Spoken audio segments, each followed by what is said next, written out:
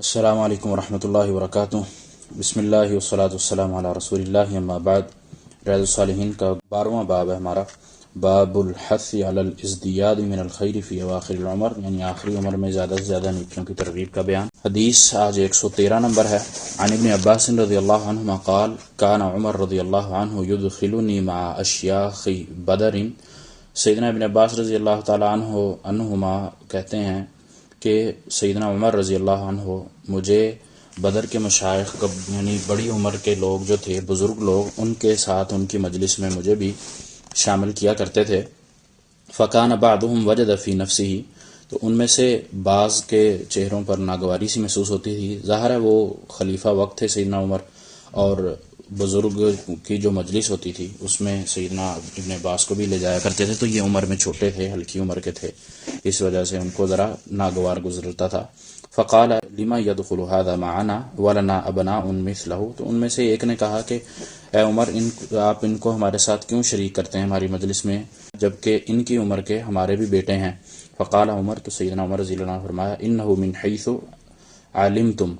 کہ یہ علم کے اعتبار سے اور مرتبے کے اعتبار سے ان کی جو حیثیت ہے اس کو آپ جانتے ہو۔ فدعانی ذات یوم، تو ایک دن سیدنا عمر نے مجھے بلایا، فادخلنی معهم، اور پھر ان کے ساتھ داخل کیا، یعنی ان کی مجلس میں مجھے بھی شریک کیا۔ فما رأيت انه دعانی یومئذ الا لیریہم، تو اس دن مجھے جب بلایا ان کی مجلس میں شرکت کرنے کے لیے، تو اس کا مقصد جو تھا وہ یہ تھا کہ ان کو بھی پتہ چل جائے کہ ان کو کس وجہ سے مجلس میں شریک کرواتے ہیں۔ قال ما تقولون فی قول اللہ تعالی، سیدنا عمر سے ان سے سوال کیا کہ اللہ تعالیٰ کے اس قول کے بارے میں آپ لوگ کیا کہتے ہو۔ قول یہ تھا اذا جاء نصر اللہ والفتح، یعنی جب اللہ کی نصرت اور مدد آ جائے، اس بارے میں ان سے پوچھا۔ فقال بعضهم، تو ان میں سے کچھ نے کہا امرنا نحمد اللہ ونستغفرہ، تو ہمیں اس کا حکم دیا گیا ہے کہ ہم اللہ کی تعریف بیان کریں، اس سے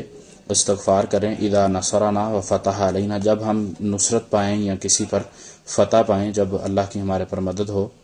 اس فتح پر اور اس نصرت پر ہم اللہ کی تعریف بیان کریں۔ وسکت بعضهم، اور اس میں سے کچھ خاموش رہے، یعنی کوئی جواب نہ دیا۔ فلم یقل شیئا،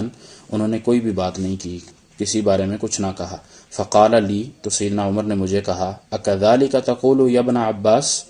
کہ اے ابن عباس، آپ بھی اس بارے میں یہی کہتے ہو، یا آپ اسی طرح ہے جس طرح یہ فرما رہے ہیں۔ ان کا یہ سوال کا یہ انداز تھا، اکذالک، کہ کیا اسی طرح ہے جس طرح یہ کہہ رہے ہیں یہ بزرگ۔ فقلت، میں نے کہا لا، نہیں، اس طرح نہیں ہے۔ قال، تو پھر سیدنا عمر نے کہا فما تقول، پھر آپ کیا کہتے ہیں، کیا اس کے بارے میں ہے۔ قلت، میں نے کہا ہوا اجل رسول اللہ صلی اللہ علیہ وسلم، اس سے مراد آپ علیہ السلام کی موت ہے، اعلمہ لہ، جس کی اطلاع اللہ تعالیٰ نے آپ صلی اللہ علیہ وسلم کو دی۔ قال، پھر کہا اذا جاء نصر اللہ والفتح، یعنی یہ آپ کی موت کی علامت ہے، یہ آیت اترنی اللہ کی طرف سے یہ کہنا کہ جو نصرت اور فتح آ گئی ہے۔ وذالک علامت اجلک، تو یہ علامت تھی آپ علیہ الصلوۃ والسلام پر اجل آنے کی۔ فسبح بحمد ربک واستغفرہ انہ کان توابا، تو اے اللہ کے نبی علیہ الصلوۃ والسلام کو یہ حکم دیا کہ جب یہ فتح نصرت آ جائے تو پھر اپنے رب کی تسبیح اس کی خوبیوں کے ساتھ بیان کر، اور اس سے اپنی لغزشوں کی معافی مانگ، یقیناً وہ بہت رجوع کرنے والا ہے۔ فقال عمر رضی اللہ عنہ، سیدنا عمر رضی اللہ تعالیٰ عنہ نے کہا ما اعلم منها الا ما تقول، کہ اس آیت کے بابت یا اس صورت کے متعلق میرا علم بھی وہی ہے جو آپ نے بیان کیا ہے۔ رواہ البخاری، یہ حدیث بخاری میں موجود ہے، بخاری نے روایت کیا اس کو۔ نبی علیہ الصلوۃ والسلام کے عمل اور آپ علیہ الصلوۃ والسلام پر اجل آنا، یہ اس حدیث میں ہمیں سب سے بڑا درس دے رہا ہے۔ اس کے بعد اس حدیث کا جو تعلق ہے اس باب کے ساتھ وہ یہ کہ انسان جب اپنی زندگی کے آخری حصے میں آتا ہے، یا اپنی زندگی کو جس طرح وہ گزارتا جاتا ہے، زندگی کے بڑی عمر میں آتا جاتا ہے، یعنی اس کے دنیا میں سالوں کی تعداد بڑھتی جاتی ہے، تو پھر اس کو اللہ کی طرف رجوع زیادہ کرنا چاہیے۔ یہ اس حدیث میں ہمیں سبق ملتا ہے۔ اس کے علاوہ کہ علم کے اعتبار سے جو بڑا ہے، اگر وہ عمر کے اعتبار سے چھوٹا ہے تو اس کا مرتبہ بڑا ہوگا، کیونکہ وہ علم کو زیادہ جانتا ہے، قرآن کا علم ہو، سنت کا علم ہو، تو جو سنت اور قرآن کا علم زیادہ جانتا ہے، اس سے بخوبی واقف ہے، تو وہ اگر بڑی عمر کے لوگوں میں بیٹھتا ہے یا بڑی عمر کے لوگوں میں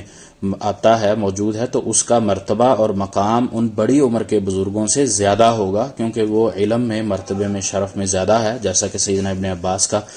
یہاں پر بتلایا گیا ہے۔ سیدنا ابن عباس خود بتا رہے ہیں، بلکہ وہی راوی ہیں اس حدیث کے، کہ سیدنا عمر کا یہ عمل ہوا کرتا تھا۔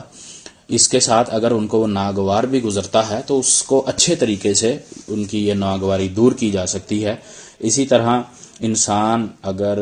کوئی بچہ ذہین ہے یا کوئی بچہ اچھا علم رکھتا ہے، اچھا نالج رکھتا ہے اور وہ درست ہے، تو اس کو اپریشیٹ بھی کرنا چاہیے، جس طرح سیدنا عمر ابن عباس کو کیا کرتے تھے، نہ کہ ان کو کہا کہ ہاں ٹھیک ہے اس مجلس میں آپ لوگ سارے بڑے ہیں، بزرگ ہیں، تو آپ کی مجلس میں وہ چھوٹے کو میں نہیں بلاتا، لیکن سبب یہ ان کو پھر بتلا دیا کہ آپ کے بیٹے بھی اس عمر کے ہیں، آپ کی اولاد بھی اسی عمر کی ہے، لیکن ان کو بلانے کا جو مقصد ہے وہ یہ ہے کہ یہ علم و مرتبے میں زیادہ بڑے ہیں، اور پھر ان کے سامنے ہی ان سے سوال کیا بطور امتحان چیک کرانے کے لیے، اور ان کو یہ باور کرانے کے لیے کہ اس کا سبب کیا ہے۔ تو وہ انہوں نے پھر اس صورت کے متعلق پوچھا کہ اس کا نازل ہونے کا کیا مقصد تھا، اس کو کیا معنی و مفہوم یہ بتلا رہا ہے۔ تو پھر سیدنا عباس نے بتایا کہ اللہ تعالیٰ آپ علیہ الصلوۃ والسلام کی موت کا، ان کی اجل کے بارے میں اس چیز میں بتلا رہے ہیں کہ اللہ تعالیٰ ان کو خبر دے رہے ہیں، اور پھر ساتھ میں توبہ استغفار کرنے کی ترغیب دلا رہے ہیں، یعنی کہ انسان کی بڑھتی عمر کے ساتھ صرف ہمیں نبی صلی اللہ علیہ وسلم کا حکم نہیں بلکہ اللہ کا حکم بھی ہے، اللہ کی تسبیح بیان کرنا اور اللہ سے استغفار کرنے کا بھی یہ ہمیں حکم اس صورت سے مل رہا ہے۔ یہ 30ویں پارے کی سورت النصر ہے۔ عام طور پہ تقریباً تمام مسلمان نماز میں اس کو پڑھتے ہیں، سب کو یہ یاد ہے، اور ہم نصرت اور فتح کے لیے باقاعدہ اس کو اشتہاروں پر بھی لکھتے ہیں، لیکن اس کا جو اصل مقصد اور اس کا جو مفہوم ہے اس سے اکثریت ہی ناواقف ہے۔ اللہ تعالیٰ سے دعا ہے کہ اللہ تعالیٰ ہمیں صحیح سمجھ کر عمل کی توفیق عطا فرمائے، اور ہمیں اپنی زندگی سے، اس وقت سے، اس مہلت سے زیادہ فائدہ اٹھا کر ہمیں صحیح علم حاصل کر کے اس پر عمل کرنے کی توفیق عطا فرمائے، اور ہمارے لیے آخرت سے ذریعہ نجات رکھ دے۔ وما توفیقی الا باللہ، علیہ توکلت و الیہ انیب۔